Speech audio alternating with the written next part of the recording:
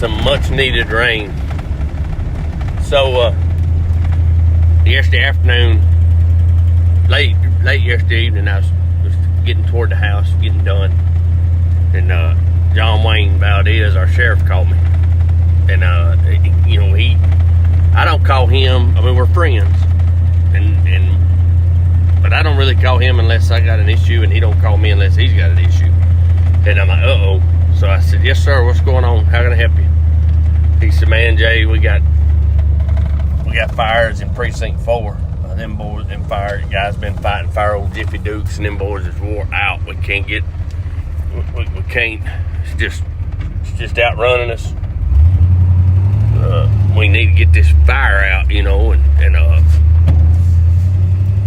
he was tired. He said that he's worried about them, but he's worried about the volunteer firemen. He said, man, they're just wore out, and they're tired. Them guys, man, we need. So I'm like, he said, and the forestry fire had 2 dozers, and one of them went down with a hydraulic leak. And I'm like, okay. So I started thinking, where can I get a dozer? Who can I get to send, where's a dozer at? And I'm gonna help solve problems. But then I asked, so what can I do? What do you need from me? And he said, well, prayer. And I went, oh, yes, sir. Yeah, you bet. So we just prayed, and we prayed for rain.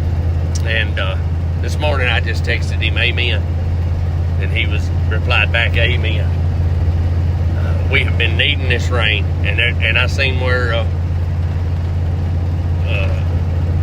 down there over at Summerfield, the Davises looked like they lost a good bit of hay and had a heck of a fire. Troop and Rec Law, they all responded, was trying to help put that out.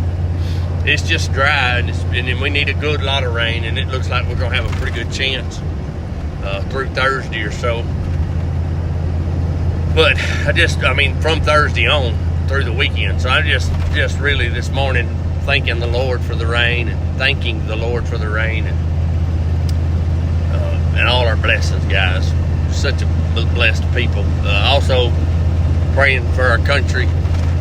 And mainly, here's what I'm mainly praying. And I'm preaching Sunday. I'm preaching a sermon. I'm titling it Selection Sunday. Because we need to make our selection, and we need to know our selection means something to the throne.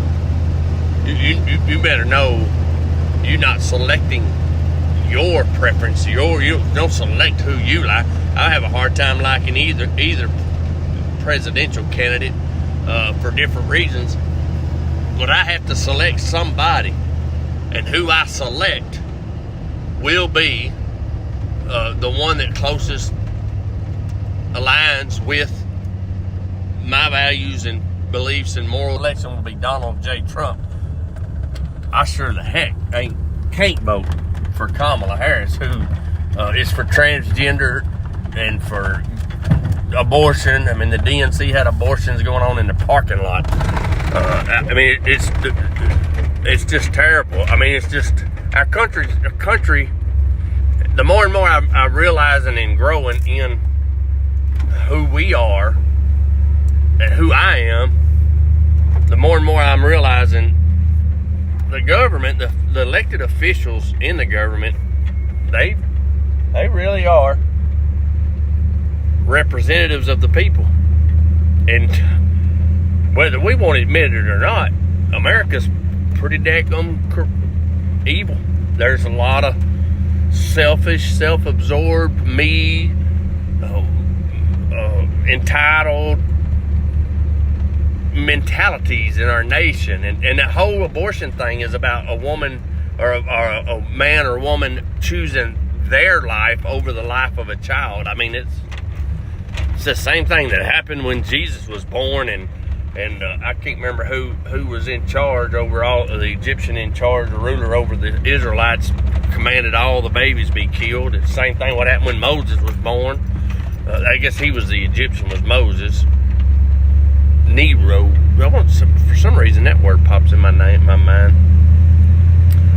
But they tried to wipe out Moses because they didn't want to let the Israelites be free. They tried to wipe out Jesus because they didn't want mankind to be. Who did all that? Well, the devil.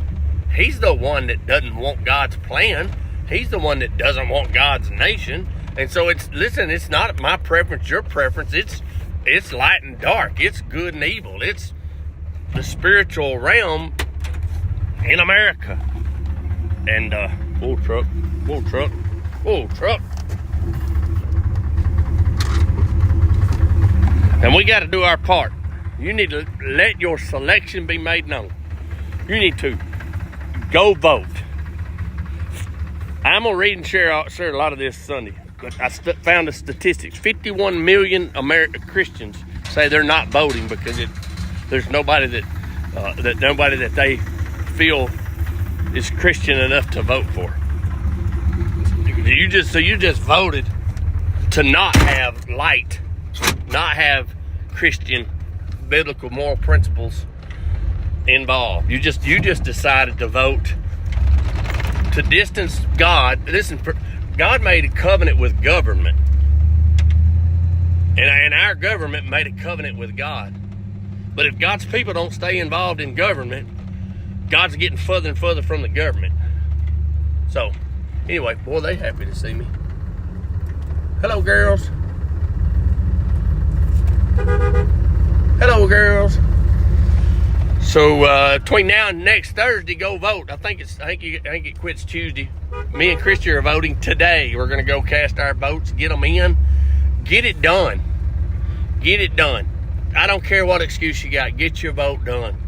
Make your selections and make them as close as the closest option you got to the good, to Christ-like, to God. The closest you can get. The closest you can get. You got to put down the personal preferences and the dislikes and the likes and you got to back up and go, okay, we got to get God back in government, God connected to government, because without God in our government, we will not have a government, okay? Have a great day.